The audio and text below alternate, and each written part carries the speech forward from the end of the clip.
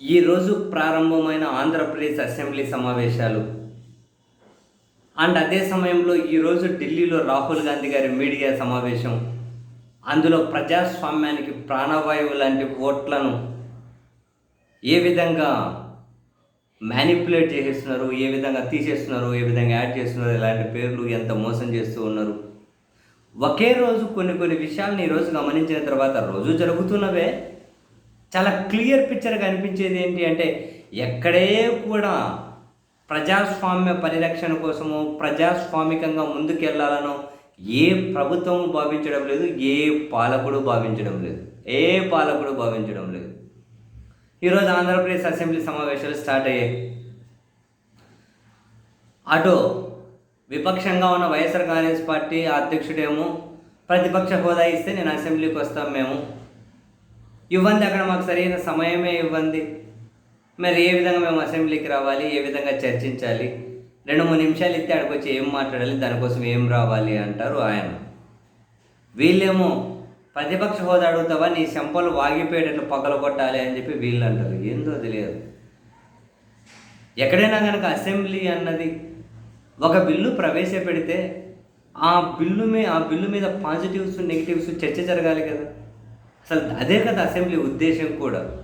అటువంటిప్పుడు నెగిటివ్గానే చర్చ జరిగినప్పుడు, దాంట్లో పాజిటివ్స్ ప్లస్లు మైనస్లు చర్చ జరిగినప్పుడు, ప్రజా ప్రయోజనాల కోణంలో ఇంకేదైనా అవసరమైతే దాన్ని సరిదిద్దుకొని ముందుకెళ్ళడం కోసమే కదా అసెంబ్లీలో జరిగేది, ఆ సెషన్ జరిగేది కూడా. కానీ ఆంధ్రప్రదేశ్ అసెంబ్లీలో అవి ఏమైనా ఉన్నాయా? అసలు ఆంధ్రప్రదేశ్ అసెంబ్లీలో ప్రజాస్వామ్య స్ఫూర్తిని ప్రతిబింబించే విధంగా అసలు అర్థవంతమైన చర్చకు ఆస్కారమే లేకుండా పోయింది కదా. కాదు కూడదని కూడా ఇద్దరు ఎప్పుడైనా ఉన్నారనుకోండి, ప్రతిపక్షాలు విపక్షం వైపు నుంచి అండ్ పాలకపక్షం సెటైర్లు పంచులు ఒకరికొకరు తిట్టుకోవడానికే సరిపోతుంది. ఏదో బోరింగ్ దగ్గర ఆడోళ్ళు తిట్టుకున్నట్టు కొట్టుకున్నట్లే ఉంటుంది ఇలా పరిస్థితి. ఇంక ఇప్పుడు అధికార పక్షం వాళ్ళు ఒకరే ఉన్నారు అసెంబ్లీలో. ఈరోజు అసెంబ్లీలో జరిగితే ఏం బిల్లులు పెడతారో, ఏం చర్చిస్తారో, ఏం మాట్లాడుకున్నారో ఏమో దిక్కు తెలియక మొత్తం ముఖ్యమంత్రి గారి దగ్గర నుంచి ఇంకా మళ్ళీ ప్రధాని నరేంద్ర మోదీ గారిని పొగడడానికే సరిపోయింది. మరి ఫెడరల్ సిస్టానికి వీళ్ళు ఏమన్నా ఒక లైన్ అడ్డు లేదు, అసలు ఏమీ లైన్లే లేకుండా మొత్తం చెరిపి పడేస్తూ ఉన్నారు. ఆంధ్రప్రదేశ్ అసెంబ్లీలో అంతా నరేంద్ర మోదీ గారి పొగడ్తల కార్యక్రమానికే సరిపోయింది.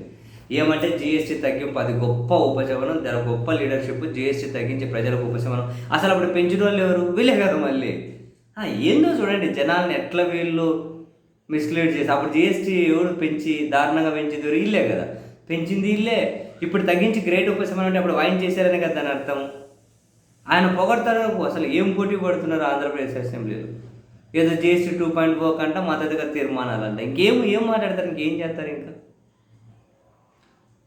ఒక బిల్లు, దాని ప్రజా ప్రయోజనాలు ఇప్పుడు ప్రయోజనాలు ఏం మాట్లాడతారు? ఇప్పుడు ప్రభుత్వ మెడికల్ కాలేజీలు ఉన్నాయి, వాటిని ప్రైవేట్ పరం చేశారు. ఈరోజే టెండర్లు పిలిచారు ప్రైవేట్ పరం చేయడం కోసం. దాని మీద ఏం చర్చించి దానివల్ల ప్రజలకు మేలు జరుగుతుందని చెప్తారు వీళ్ళు? చెప్పే ధైర్యం చేస్తారు? ఏం చెప్తారు దానివల్ల మేలు జరుగుతుందని? ఏం చర్చిస్తారు? పావలాకి ₹1 భూములు లీజుకి ఇచ్చేసి ప్రభుత్వ భూములు 99 ఏళ్ళకు 100 ఏళ్ళకు ఏం మేలు జరుగుతుందని చెబుతారు? అమరావతిలో బయట కన్స్ట్రక్షన్ కాస్ట్తో పోలిస్తే 4 ఎక్కువ ఖర్చు పెట్టి ఏం మేలు జరుగుతుందని చెబుతారు? అందుకే మరి అర్థవంతమైన చర్చగా అవసరం వీళ్ళు కోరుకోవడం లేదమ్మా నాకు తెలిసి. ఇంకా అక్కడ దేశంలో కూడా చూడండి, రాహుల్ గాంధీ గారు ఇన్ని ఆధారాలు బయట పెట్టినా కూడా ఆధారం గురించి ఎవడు మాట్లాడాడు. రాహుల్ గాంధీని తిట్టడం కోసం బీజేపీ, అదే రాజకీయ పార్టీకి మించి ఖండించడం కోసం ఎలక్షన్ కమిషన్, రాజకీయ పార్టీ వాడు ఖండించేటట్లు వీళ్ళు ఈ ఖండన ఏందండి బాబు? నాది లేక అడుగుతాను. ఆధారాలు కరెక్ట్ కాదు, అదిగో ఇవి ఆధారాలను చూపెట్టాలి కదా వీళ్ళు. ఎక్కడైనా కానీ మీకు ప్రజాస్వామిక స్ఫూర్తి కనిపిస్తుందా? అండ్ అదే సమయంలో ఆంధ్రప్రదేశ్ అసెంబ్లీలో మీకు ఏమైనా కళ కనిపిస్తుందా?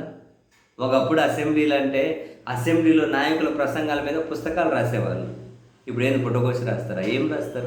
ఏం రాసేది ఉంది? ఎవరేం మాట్లాడేది ఉంది? ఏదో వాళ్ళకి కావాల్సినంతా పొగడతలే. ఆంధ్రప్రదేశ్ అసెంబ్లీలో ఎమ్మెల్యేలేమో చంద్రబాబు గారిని, లోకేష్ గారిని పొగిడేకి సరిపోతుంది.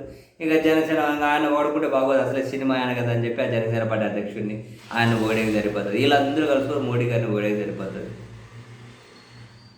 ఏం చర్చలు, ఏం డిస్కషన్స్, అసలు ఎక్కడికి వెళ్తుంది ప్రజాస్వామ్యం?